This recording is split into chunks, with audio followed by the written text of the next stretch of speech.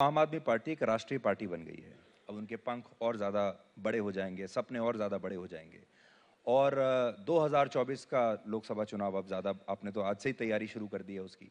तो आपको ऐसा लगता है कि आपकी जो सबसे बड़ी लड़ाई है शायद कांग्रेस से ना होकर आम आदमी पार्टी से हो 2024 में, एक राष्ट्रीय पार्टी होने के नाते? देखिए, सबसे पहली बात मैं बता दूं, जो राष्ट्रीय पार्टी बने, कल मैंने उसको सुनने में आया कि 10 साल में मैं हम फास्टेस्ट ग्रोइंग पार्टी है। अब ये देखिए, इनको कुछ जानकारी नहीं है। इनको जानकारी होगी, लेकिन ये जनता को कैसे आंखों में धूल झोंकते हैं। भारतीय जनसंघ 2 साल में राष्ट्रीय पार्टी बन गई थी। भारतीय जनसंघ 2 साल के अंदर। एनपीपी हमारी 6 साल में राष्ट्रीय पार्टी बन गई। एनसीपी 3 साल के अंदर राष्ट्रीय पार्टी बन गई। ये कौन से आए ऐसे, शब्द ठीक नहीं है, लेकिन ऐसे कौन से बड़े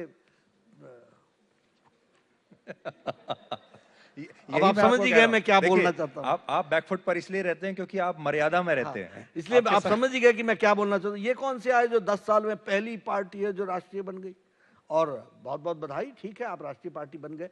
देखिए, मेरा ये कहना है, कोई भी लड़ने आएगा, भारतीय जनता पार्टी सबसे विचारों के आधार पर और सबका साथ, सबका विकास, सबका विश्वास, इस मूल मंत्र को लेकर के किसी से भी लड़ने के लिए तैयार रहती है। ये उनके ऊपर डिपेंड करता है कि वो कहां करेंगे। हाँ, मैंने आपको उनकी जमानत जब्त होने की रिकॉर्ड आपके सामने रख दी है। 2024 में वो ये सिनेरियो भी देखना चाहते हैं, तो भारत की जनता भी तैयार है और हम भी तैयार हैं, इतना मैं जरूर कहना चाहूंगा।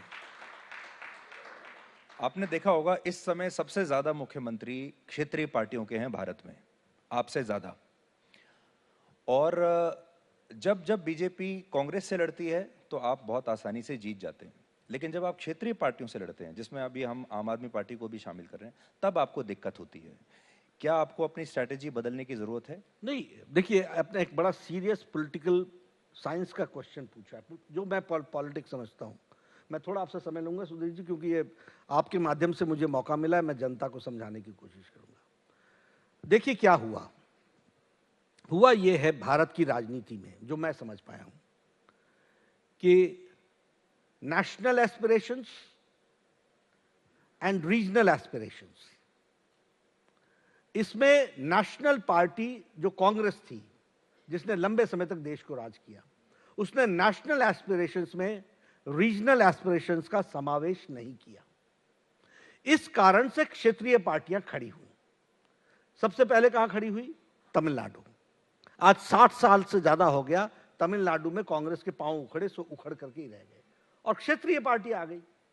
क्यों? क्योंकि हमने तमिलनाडु के रीजनल एस्पिरेशंस को नहीं समझा और उन्होंने नॉर्थ साउथ के विषय को जैसे भी रखना था वो रख करके कर दिया। वहां से शुरू हुआ, धीरे धीरे करके। अगर हम देखें, उत्तर प्रदेश में आपकी सरकार थी, आप लंबे समय से राज कर रहे थे।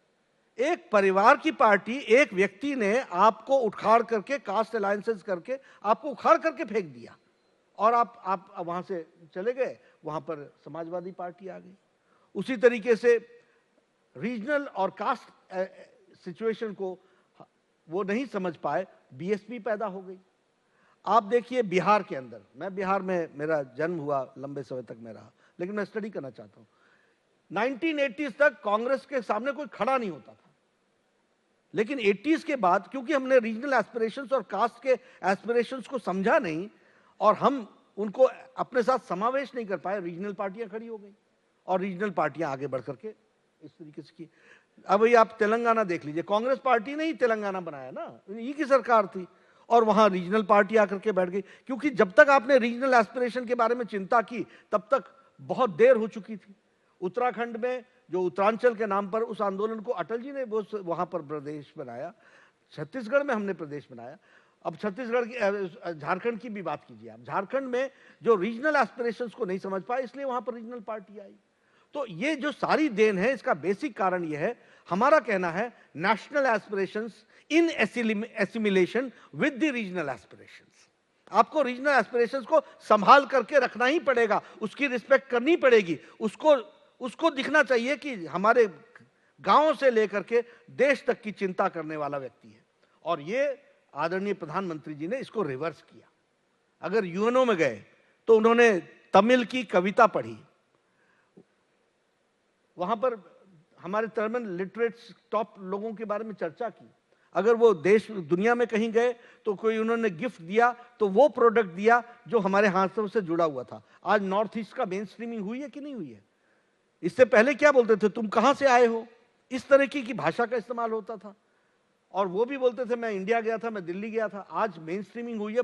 प्रधानमंत्री जी 50 बार से ज्यादा, 50 टाइम्स से ज्यादा नॉर्थ ईस्ट गए हैं। ये फर्स्ट प्रधानमंत्री हैं जिन्होंने नॉर्थ ईस्ट को इतना जोड़ने का प्रयास किया।